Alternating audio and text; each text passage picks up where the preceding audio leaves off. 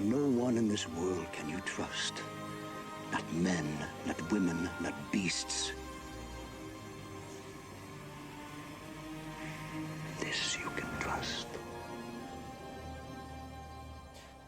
Hello and welcome to another episode of Glory of Golden State Gaming. I'm your host, Swamp Swimmer, and with me, as always, the Coke to my Pepsi, Vespacian. Have we not used that one? Wow, okay. Hi, everybody. Crazy. So before we get started, you mentioned that you have some thoughts about The Witcher Season 3. Let me hear them.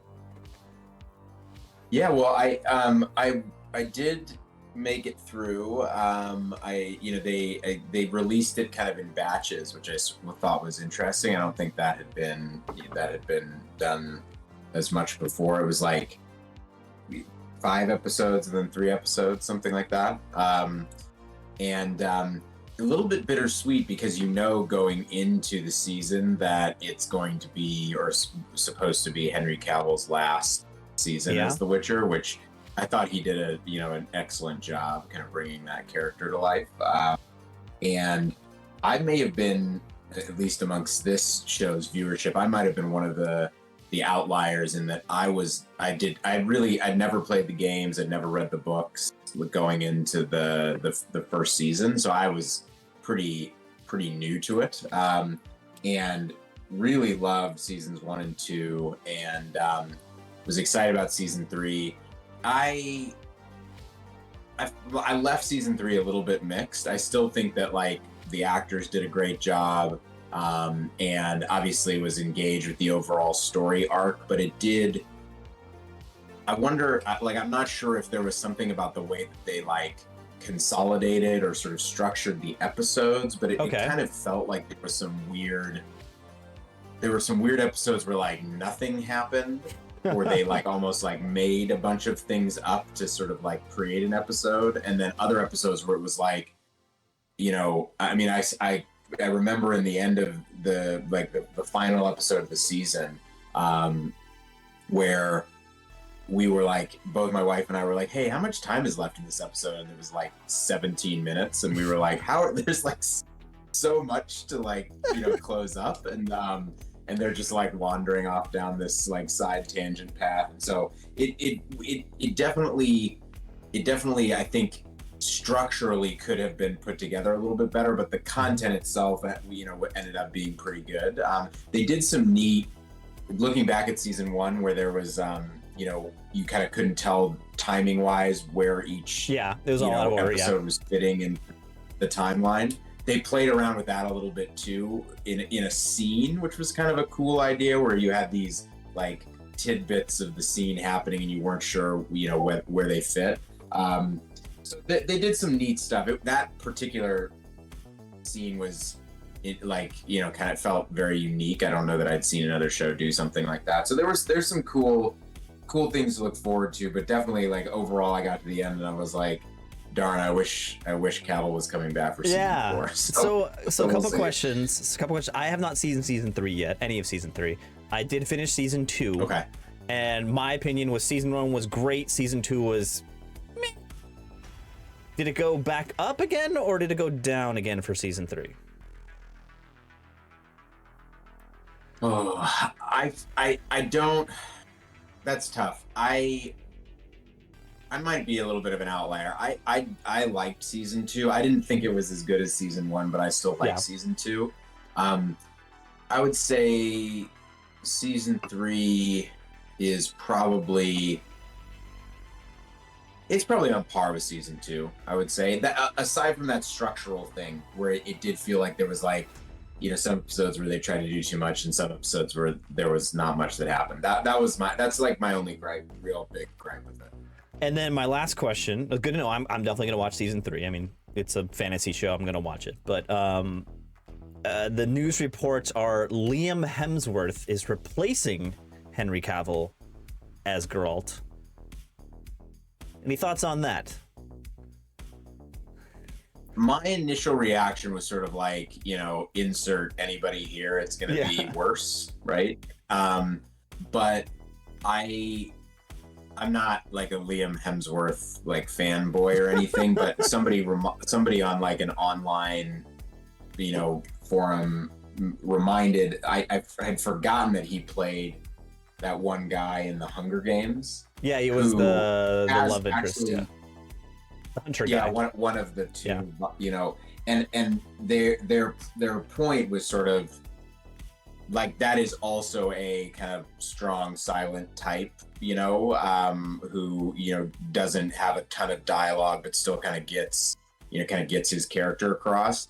And I didn't like rewatch the movies or anything, but I do agree with that comparison. And I apparently he's really throwing himself into kind of the immersion and is like playing all the games, reading all the books, and like all this stuff, and seems to be tackling it in a good. And then also some of the other actors have come out and said that they've been impressed. So I mean, they have a vested interest in that. I understand. Take it with a grain of salt, but I understand the bitterness behind Henry Cavill leaving and anyone replacing him is like, oh, it's not Henry Cavill, but like I'm willing to give Liam Hemsworth a chance. Like I'll see it. We'll give it a go. Yeah, and you know what? Honestly, if the cost is losing Cavill as the Witcher and gaining him as a Space Marine, then I'll take it. That will be a topic for another discussion about Henry Cavill's 40K Amazon Prime show, I think is the plan. Yeah. We'll see what happens with that. That's very exciting. But let's move on to the battle report. Let's see here. We are into I wonder how many actual. people fast forward through this section. Probably a few. Sorry guys, we got a little long-winded there. It's supposed to be like a 30 couple minute discussion, but whatever. We're into your round one. ETC 2023 round one. USA versus Team Canada. You will get into the pairing process, but you get paired into VC, which is Ryan Trott. This is exciting. This is game one of ETC. This is the big deal. This is prime time. It is marching Finally columns. here. Yeah, exactly. Marching columns breakthrough. Let's see here. If you are interested in Vespasian's list, please click the link right above my head. It'll take you to the first scrimmage video where we go over his list in a little more detail. But let's talk about Ryan's list. It's VC, so I don't play VC very often, so I'm not sure about all the different, and all the vampire upgrades got a little they're a little new because I'm not 100% sure on them. But we got 2 courtiers, 1 the general, Dead Arise, of course, Court of the Damned, which is that's the mount. It's an adept on witchcraft with a halberd. Hypnotic Pendant, I don't know. Von Karstein, and Mysteries of the Night. I don't know what any of that stuff does. We'll get back to it. Another courtier adept on Shamanism, BSB, Destiny's Call, paired weapons Nosferatu with also Mysteries of the Night. Necromancer Master on Evocation, Talisman of the Void Crystal Ball, a single lone Banshee, block of 34 ghouls, 32 skeletons with a Legion standard, 3 times 20 zombies with standard bearers, 2 altars of undeath, 2 times 2 great bats, 8 race with the champion upgrade, so it's a wizard, and then another 9 race without the champion upgrade. Yeah. This is interesting. This is not your, at least from what I can tell, it's not your regular VC list. Yeah, this is an elf killing VC list. Oh no.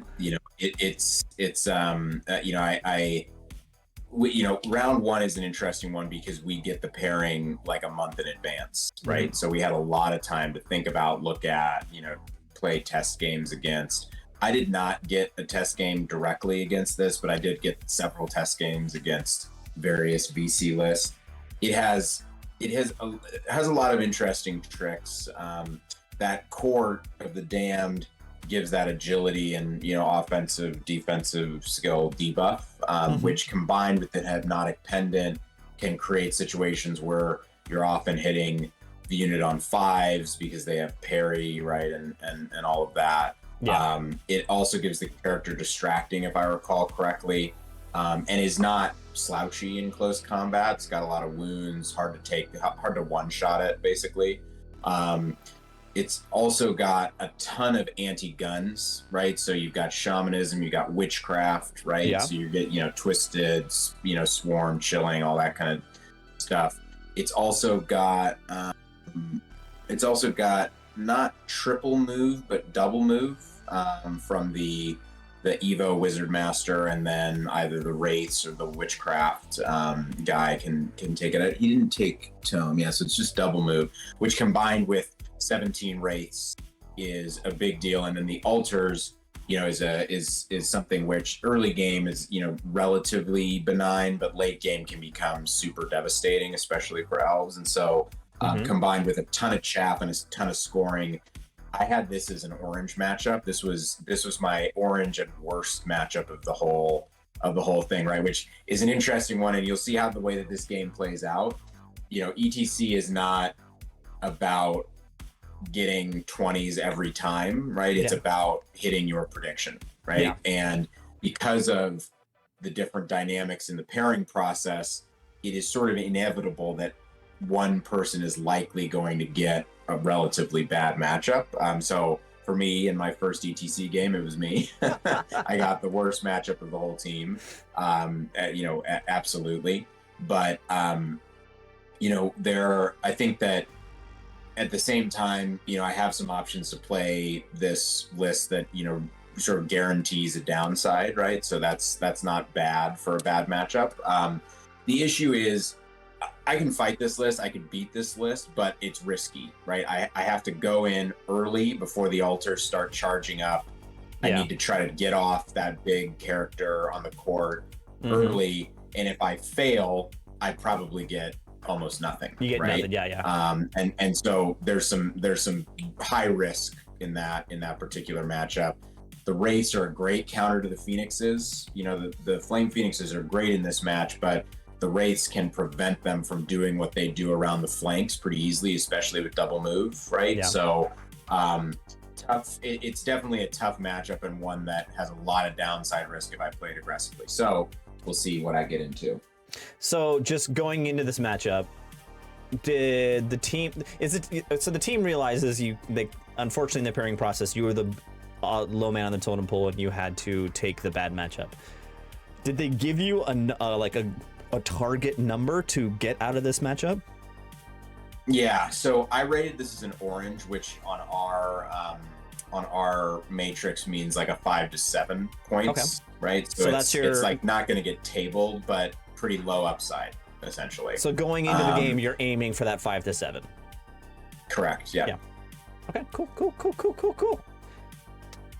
Let's see here. Let's talk about, this is the pairing process. Anything else you want to point out here? Other matchups so you said the rest of the matchups were either kind of 10-10s or good matchups for USA.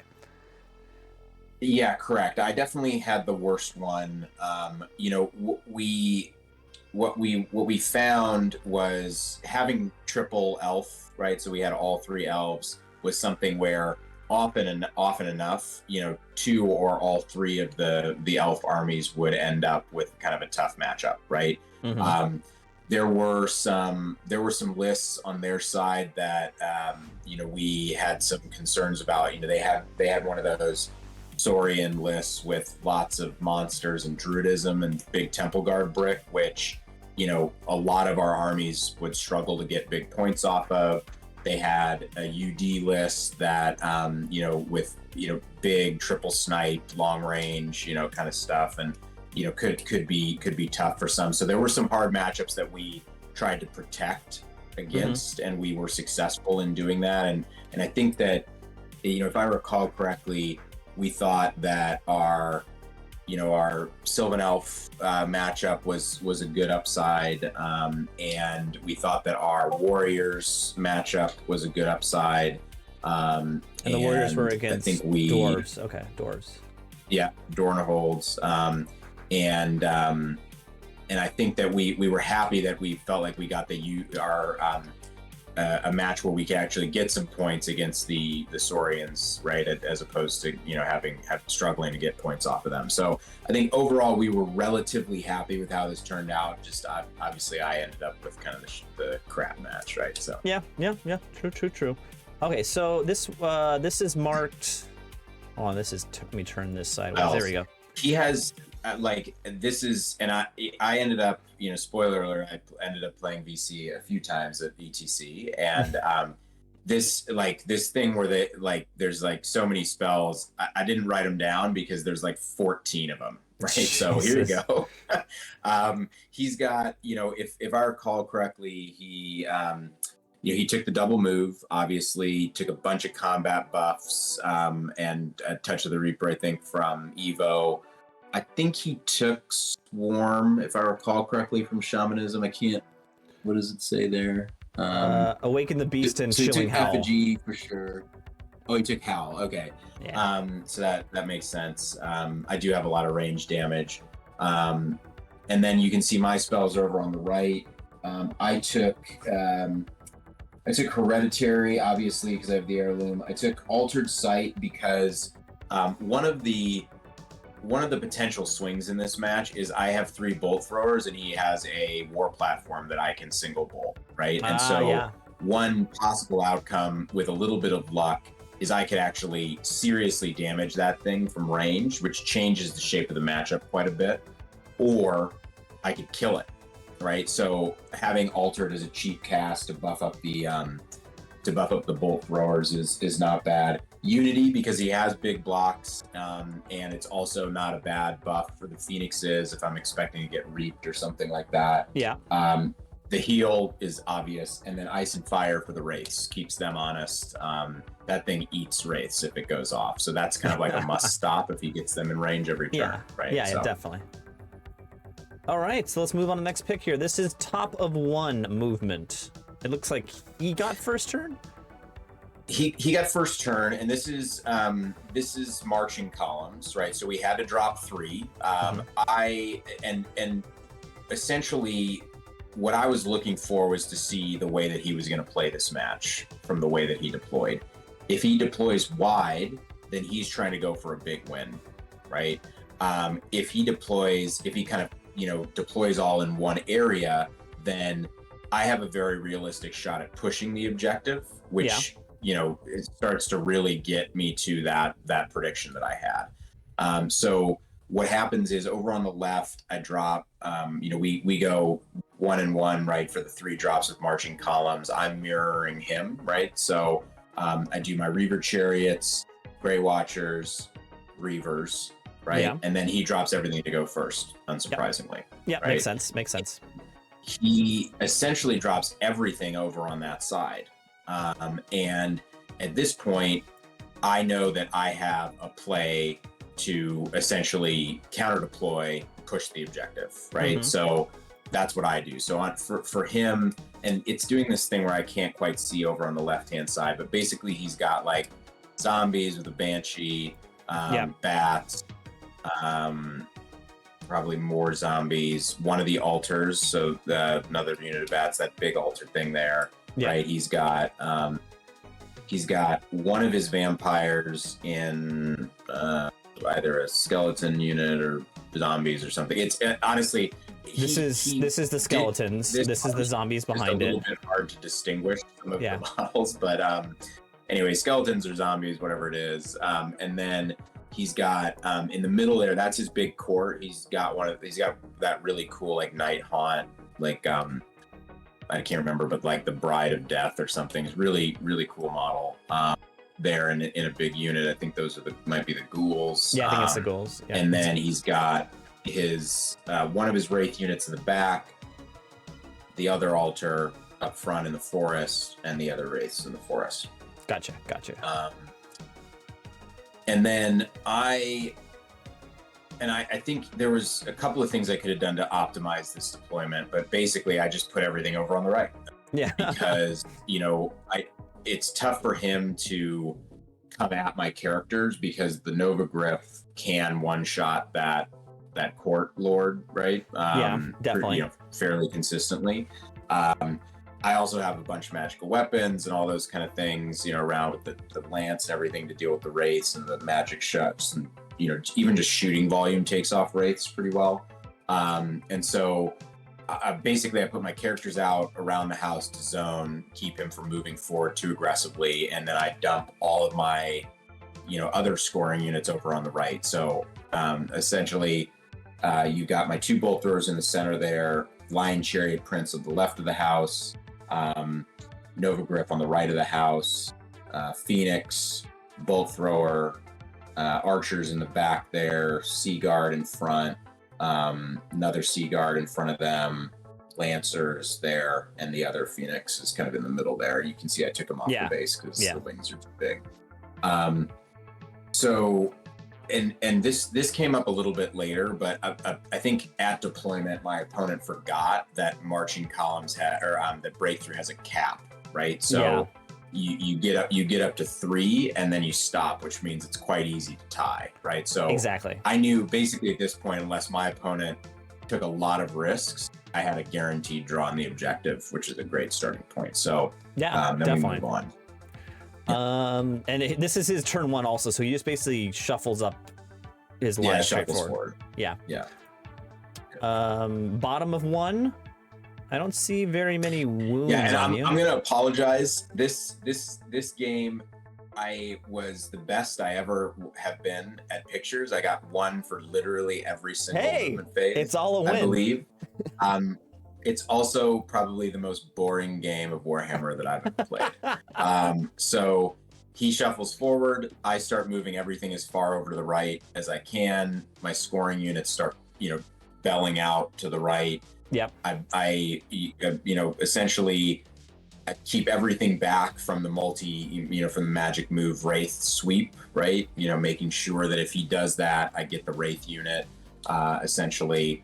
I do think I left, because the Wraiths have such a wide threat area with the magical moves. I think that I left an opening for him over on the left that he exploits, but that goes back to, I think, the mistakes I made in deployment more than movement. So we can go forward to the next one. Top of 2, he continues to move forward. And basically, forward. my magic phases are getting within range of ice and fire on the Wraiths, him dispelling it, and me casting the Hereditary, essentially. And I think in his first turn, there was something really bad where, he did the bubble evocation Dance Macabre, which was the only thing I wanted to stop, and he rolled 2 or 3 dice, I think, and I had failed to stop it with 5 or 6. So he got quite a bit across the table early, but because of how far away I deployed, it didn't have a huge impact. So then he moves his Wraiths up, and he's in a position where he can reap and move, pretty effectively with that unit. But that unit's the one with the champion, so it's an expensive unit. So he took a little bit of a risk here. If he fails the magical moves, or if he does something sloppy, I can get some quite good points. I'm also starting to move my Grey Watchers across. You can see over now from this picture a little bit better. But my chariots are trapped over on the left. There's just nowhere for them to go. Right. So you can see that he's moving all of his scoring units over on the left to really secure those points that are stranded over there and get the objective. So now we can move on to my next one. Bottom of 2. Yeah. So you can see that he magic moved the Wraiths over and swept the Reavers. That was I could have had them further back, but I think I was trying to avoid them being within 6 inches of the bolt throwers for panics. And so there was just not a great option there. And that again goes back to my deployment mistake. I am shooting all 3 of my bolt throwers single shot at that court. I'll spoiler alert this for you now and kind of save it. I don't get any early big ones off. I do actually get a couple of hits and wounds, but he Aegis saves them on a 5-up, which is a shame. Yeah. There is a path in this game where if he fails those and I, either put 3 or 4 or even kill that thing early, I can actually go in big with my characters potentially, on the rest of his army as things start to crumble. Things like altars and wraiths hate crumbling, right? So anyways, didn't happen, so I can save us and spare us the issue there. I kind of set up a little bit of a trap for him. He had gone aggressive with that expensive, champion Wraith unit there, and so I put the Phoenix out, gave him the option, got off Melodus, on it, and it's unlikely with only 8 that he one-shots it with Melodus up, and then I would have, the Nova Griff and, and lots of shooting, to try to take that unit off. So I thought I might be able to, fake trade a Phoenix for that unit, which would be a nice whack of points. But we'll see what he does about that. And I continue my move up the right, basically. So we can keep going. Top of 3. He continues to move up. Looks like the chariots are gone. Yeah, or so maybe they're in the back corner. I think they're in the back corner. Yeah, it was hard because basically we had like a tiny mini battle over on one extreme corner, and then the rest of my army over on the right to get the wide angle pictures. But he, again, working on securing those points, he's prevented the Grey Watchers from getting away. He charges the Wraiths into that bull thrower with an overrun off the board, which is the safer move. Yeah, and he's you can see he's pulled well back the altar and the Wraiths in the middle, the kind of up in the top there.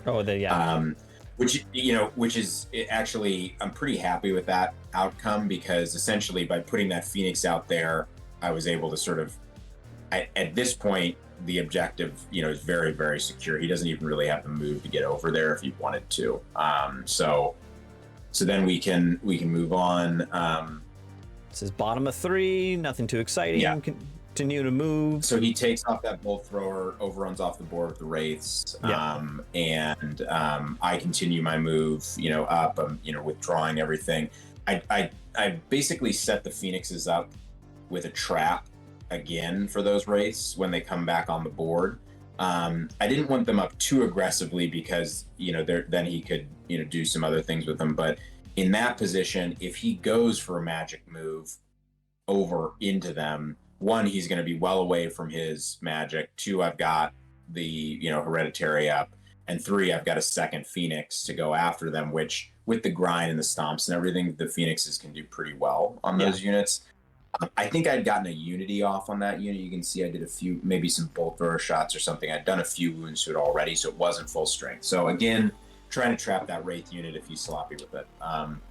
And then I think at this point, or maybe in the following turn, he gets basically everything that's over on the left, right? Yeah. So the chariots, the Grey Watchers, and also this bolt throw on the left, maybe? Yeah, he does eventually get that one way or the other. I can't remember, maybe bats or something. Okay, moving on. This is top of 4. Yeah, exactly. The bats went into that bolt thrower. So yeah, he's cleared out. He takes the conservative move. He takes the conservative move with those Wraiths, and puts them behind the house essentially. And then he's essentially created like a new battle line, kind of a battle for the past battle line with his main unit as general there, and those 2 units. I mean, they still, in theory, they're a viable threat to my scoring units, but he would essentially sacrifice them if he moved them forward because of where my characters are. So I didn't think it was, it was more posturing, I felt like, but that was basically that. Okay, let's go to bottom of 4. Yeah, it looks like you're actually moving your bolt thrower here, just moving it slowly away. I am.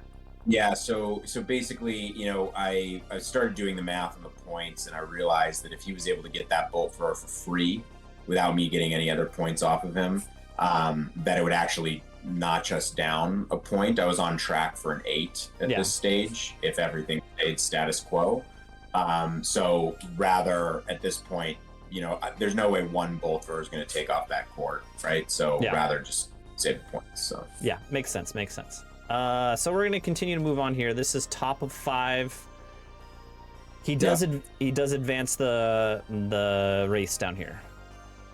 Yeah, he does. And maybe he wasn't keeping track of the points, but if I get that Wraith unit and don't lose something, then I actually ladder up points. I think like a 9. So again, I've got with the magic and the archers and the phoenixes and stuff, I've got a lot of threats for those wraiths if they do get aggressive. And so you can see then in what I do in my next turn. Yep. So bottom of 5. Yeah. So I pull the phoenixes back so they're both towed on the hill. I turn my archers. And I go after the wraiths again. Again, he stops ice and fire, obviously. Unfortunately, this turn, and this was quite interesting, I thought. With those archers and that bolt thrower there, I have the option to potentially do quite a decent amount of damage because he hasn't healed that unit back up. Yeah. Unfortunately, my dice just totally fail, or he gets his, does well on his 3-ups, and it just doesn't happen. I think I might have failed the unity. Yeah. Just doesn't happen this turn. So then in his turn, so he fails. Top of 6. Yeah, I think he fails like a, I don't know, 7, 8, non-swift charge into the bolt thrower, which is fine. Unfortunately, he rolls, really, really low, which makes it a bit of a dicey charge. I think that if I could have gotten both phoenixes into that unit, I would have taken the charge, but I think it was more like a 10, 11 sort of a range and charge, and that felt like that was too much risk for the reward. So at this point, the game essentially is over. There's, he's not close enough to do anything. I'm not going to get those rates, and then he doesn't get that last bolt thrower because that was his 6th. Yeah, correct. So that spoiler alert, that leads to it being an 8 for you and a 12 for Ryan, which is slightly over what you were aiming for. So it's can't complain. Right. But looking back at the game, you mentioned you regretted some of your choices in the deployment. Let's talk about that. Yeah, so I think it was in order to kind of maintain the fantasy of, I'm going to deploy over on the left, I needed to do what I did with those 3 units. But the bolt thrower positioning doesn't make any sense. I easily could have had that bolt thrower, the one you're circling, over on the right-hand side somewhere, and had it achieve the same thing and not be in danger. So, I think that I could have saved myself that 180 points, pretty easily. It also then would have enabled my Reavers to be safe in their following turn move rather than need to be up to get reaped, right? And so I think it would have been very viable for me to have saved both a bolt thrower and the Reaver's points, which is 360, which, as previously mentioned, I think actually might have laddered me up to a 9. Put you up to a 9, yeah. When you play a super boring game where not a lot of points are exchanged, little mistakes like that can cost a battle point, and that was. I put them there because I wanted to have the shots on the court, and I thought of them maybe as a bit of a distraction for him. Mm-hmm. But ultimately, I think I could have achieved exactly the same thing with no risk. And it wasn't until that turn that I moved the Reavers that I realized what the positioning of the bolt throwers were going to do to where the Reavers could go, right? So there was, anyways, a little bit of more foresight, and I think I could have saved myself 360 points and potentially got another battle point. But, anyways, minor things. Fair enough. Well, it's still, so how did the team end up as a total against Canada? Yeah, so we ended up with 95 points overall, so shy of a cap. The cap is 100? Yeah, cap is 100, right? Yeah. So 160 points total, capped at 100. So 95, really not bad. It's close enough to a cap. And we had, if I recall correctly, we had one either positively rated or neutrally rated match go very badly. But in exchange, we had several either positively rated or neutrally rated matches go very, very well, like swing high up into the points, right? So if a green is sort of like that 13 to 16 range, if you end up getting a 20, that's still great. So what happened was we had, I ended up hitting mine. We had one that went down hard. against their rating, but then a number of people that either slightly or greatly overperformed, so that ended up getting us the win. So it just accumulates up to 95, which excellent. Good start for USA. Yeah. I'm excited. Quick foreshadowing. Do you know which team you get paired into round 2? Yes. So we're up against Ireland round 2, which is pretty cool. And I think we were pretty close on points. I think they also got in the low 90s, right? So it's a good matchup. And they, you know, I there's some teams that have a lot of lists that are sort of meta lists, right? Net lists you kind of expect. Ireland definitely had some big outlier lists, so something to look forward to for the team. And I faced one of those lists that's quite a bit different. So looking forward to round 2. And thank you, Ryan, for a good game. Yes, definitely. Sorry that it was a little bit of a boring standoffish match, but that's what you got to do sometimes. It is what it is. It's ETC. It is what it is. But thanks for watching, everyone. Please like and subscribe, and we'll see you in round 2 of ETC. Thanks, everybody.